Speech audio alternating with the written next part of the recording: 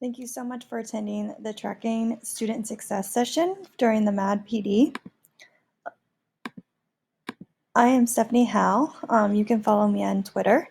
And I am a Google innovator. I also co-lead the GEG Ohio group. And I also work for Pickerington Local School District as an instructional technology coordinator. So I help students and teachers use technology in a powerful way. Today's session, we're going to go over an introduction. So what is this Tracking Google Sheet? We're going to talk about why use the Tracking Google Sheet. Then we're going to demo it. And then we're going to come back and begin creating and have like a Q&A session. So here is the Tracking Google Sheet. It is exactly what it kind of sounds like. It is a Google Sheet and it has conditional formatting and it changes colors. Students also have access to this Tracking Google Sheet and they can edit their own row to let you know how they are doing on different assignments. Most of my teachers really love this tracking sheet because as you can see, finished turns green. The blue means they are working and the students just keep moving along. You could make the students do them in order. You could also allow the students to go in whatever order they wanted to. Over on the left-hand side, there's a dropout, and you can see it's changing colors. So red shows that the student needs help. Orange shows that they're waiting for feedback from the teacher. Green means they're all good. The black lines here are meant for teacher check-ins. So once students complete these 3 activities, they are kind of asked to check in with their teachers. Again, it could be 4 activities. Teachers just kind of move these different lines to fit their classroom. But it is nice because then teachers can quickly check as the students are working and pull small groups as needed. They can see that some students might be behind once this is projected on the board. And they can quickly look and pull small groups depending on what they need.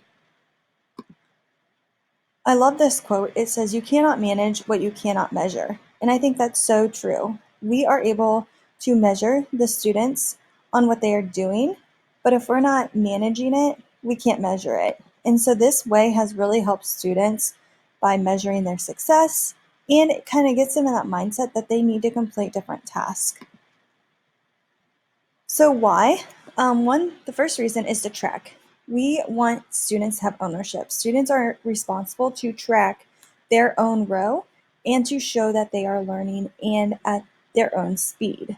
Again, it's not a race, so students taking ownership and tracking themselves makes them feel like they have ownership over the activity. Check-ins. Students are able to quickly let teachers know if they need help or feedback. They don't need to raise their hand any longer. They can just quickly show on their sheet and they can get the assistance that they need. Another positive is the drop downs. So they can use the tracking sheet to easily drop down and the colors change quickly. So the teacher can quickly see, okay, this student's moving along, this student might need help. They've been on that activity for 20 minutes and it should have only taken 10 minutes. So teachers can quickly see through the drop downs how students are going and which students need help and support. So now we're going to go ahead and create. So I'm going to go ahead and demo this. So if you click this link, you are going to be able to make a copy. And here are additional resources if you do need help.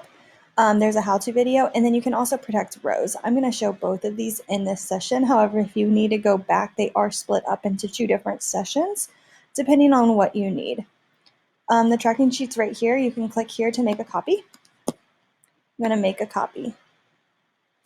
At the beginning, the tracking sheet takes a lot of setup if you are going to protect the rows, and we will talk more about that once this loads, what protecting the rows mean.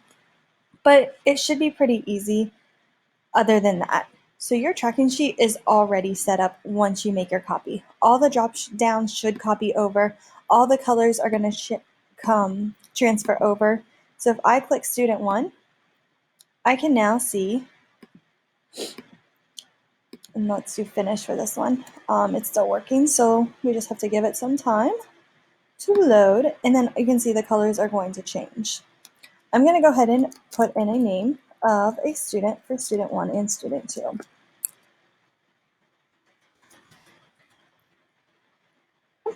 Up here, you can put your different activities. Maybe I want them to read for 10 minutes. Maybe this activity, I want them to complete a task card. Maybe this activity, they need to create a poster. As you can see, I'm just writing the different activities up at the top. I could also merge this area and I could say choose one. So students could either create a Flipgrid video or they could make a Wii video. It doesn't matter which one they pick as long as the learning context is correct.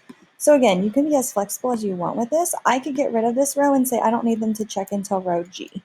So as you can see, I'm just dragging that to where I want it to go. I could also click it, 2 fingers, 1 click, and I could delete the column.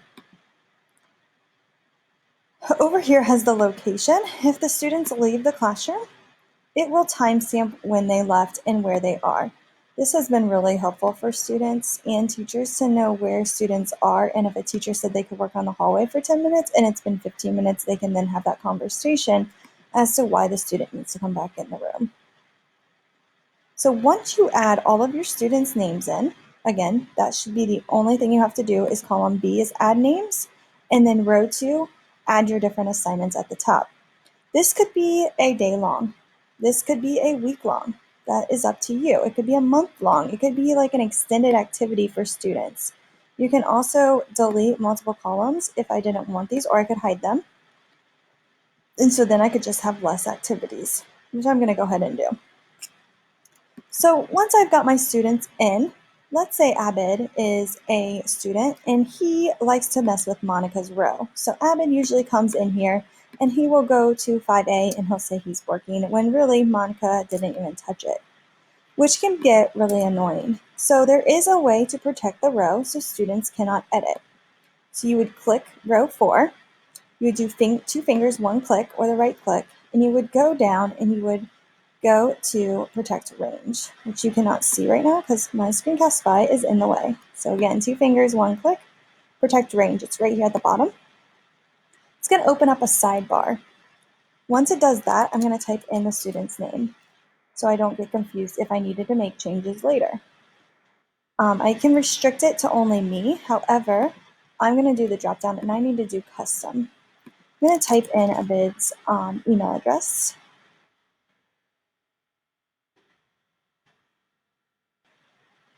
And now he can edit that row.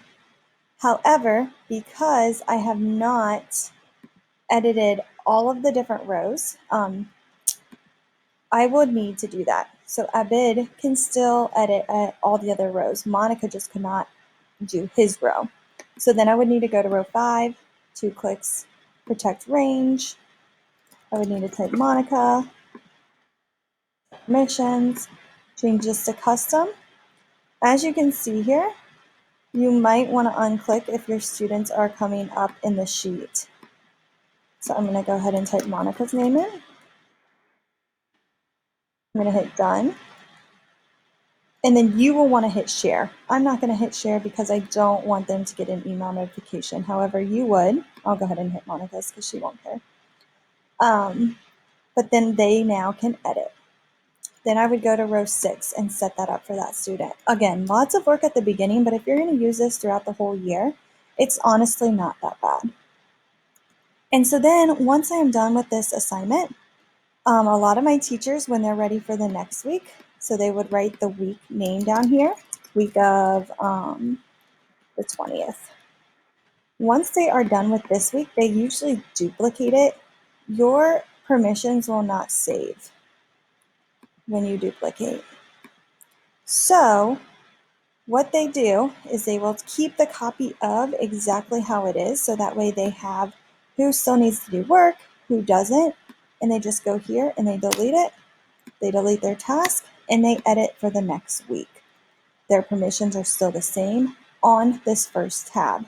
The copy that we made, the permissions are different. So the teachers keep this, they rename this week. So now let's say it's 26.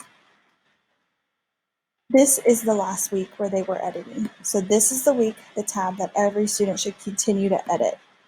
Because I don't want my students to edit this, I can again do 2 clicks and I can protect the sheet again. When I protect the sheet, I can write the name of week 20th. And then I just want to be able to edit. I don't want Monica to be able to edit, so I'm going to unclick that box.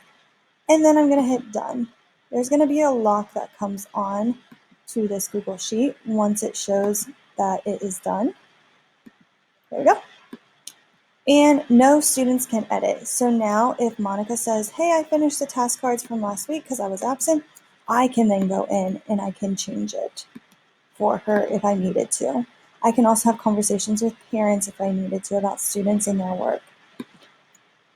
So always have the students update that first tab because it will keep their permissions, and then just duplicate it and then protect the row. If you duplicate it, students will be able to edit without the rows being protected. So just make sure you lock it if you don't want that to happen. And that is pretty much the tracking sheet. So again, if you have any questions, feel free to ask. If you don't want the location, you can of course delete it or hide it from the Google Sheet. So now we're gonna go over and go ahead and ask what questions you guys have. So please share with me what questions you have, and hopefully we can work through them together and start creating. And then if you want more and you want to connect with me more, I do have a podcast. It's Get Inspired and Innovate, and it is right here. You can also follow me on Twitter and Instagram, and then follow my blog. It is where this resource was at if you ever need any more help. And I've got a ton of different activities on here that I like to talk about once a week. Thank you.